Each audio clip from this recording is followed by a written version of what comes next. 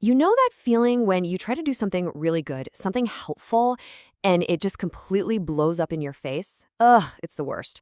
Well, today, we're going to talk about how one single word can basically act as your personal bodyguard. A bodyguard that protects you from, well, from yourself and your own best but sometimes disastrous intentions. This is a story about a big failure and how that failure actually led to a really powerful tool for living a more intentional life.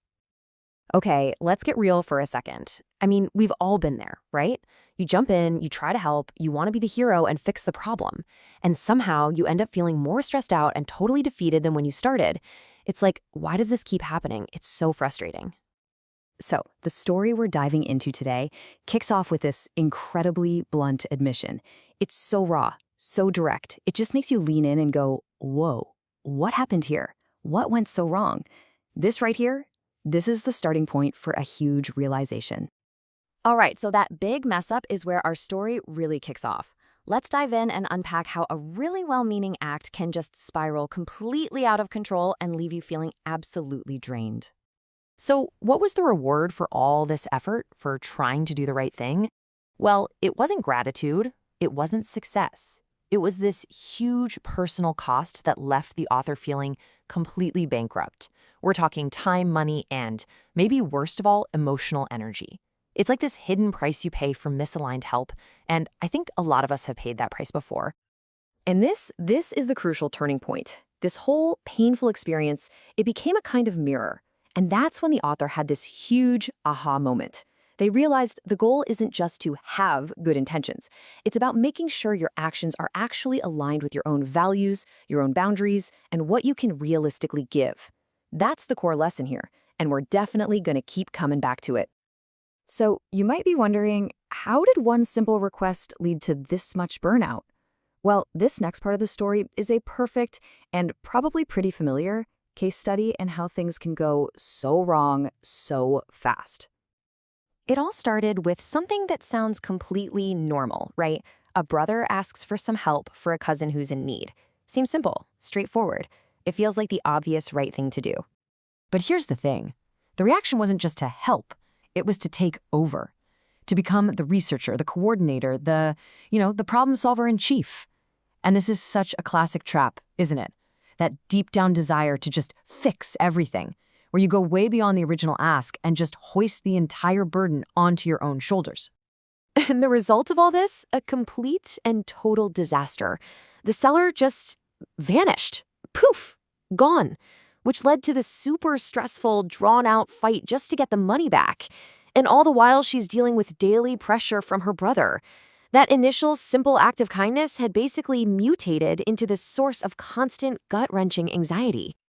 And this is the moment where everything finally clicked into place. The author realized she already had a rule for this exact kind of situation, a pre-existing boundary she'd set up to protect her own financial stability. By jumping in to fix everything, she had completely steamrolled her own internal system. She broke her own rule. But you know what? This realization didn't lead to despair. It actually led to this moment of incredible clarity. And that clarity came from a single, really powerful concept she had chosen for her year. So let's see what it was. And here it is, the one word that changed everything: sovereign. Now, this wasn't just some random word she picked out of a hat. It was meant to be a compass chosen at the very start of the year to guide every single decision. And now, right in the middle of all this mess, that compass was showing her exactly where she'd gone off course. Okay, so what does sovereign even mean in this context? I mean, it's not about wearing a crown and ruling a kingdom, right? No, it's about being the ruler of your own life. It's an active, daily practice of making deliberate choices instead of just reacting to all the chaos and demands that are flying at you from every direction. And this really breaks down into 4 key pillars. Being sovereign means you are protecting your most valuable and totally non-renewable resources: your energy, your attention, and your time. It also means you have your own set of rules and you actually stick to them, even when, especially when, your emotions are screaming at you to do the exact opposite. Okay, so we've seen the problem and we've seen this really powerful solution. But how do we take this from a cool idea to something we can actually use? Let's get practical now and look at how you can put a guiding word like this into action in your own life. And the difference is just so clear when you lay it out. There's this reactive way of living, right? That's the impulse to jump in and fix everything, ignoring your own boundaries and just burning out. But then there's the deliberate approach. That's about choosing your partnerships and your involvement wisely. It's about following your own rules and fiercely protecting your energy, time, and attention. All right, so now the focus is shifting completely over to you, because after seeing how powerful one single word can be, the natural next question is, okay, what's my word? And here's a pretty simple 3-step way to get started. First, you gotta discover a word that really aligns with your purpose, something that just lights you up and feels right. Second, you build a system around that word, create rules and goals that bring it to life. And third, and this part is absolutely crucial, you have to stay accountable all year.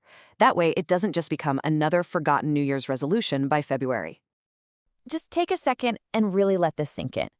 Imagine what a year would feel like, where every decision you make, every action you take, every single moment aligns with your word. Just imagine the power, the focus, the clarity that would come from that. So as we wrap this up, I want to leave you with this one final question to chew on.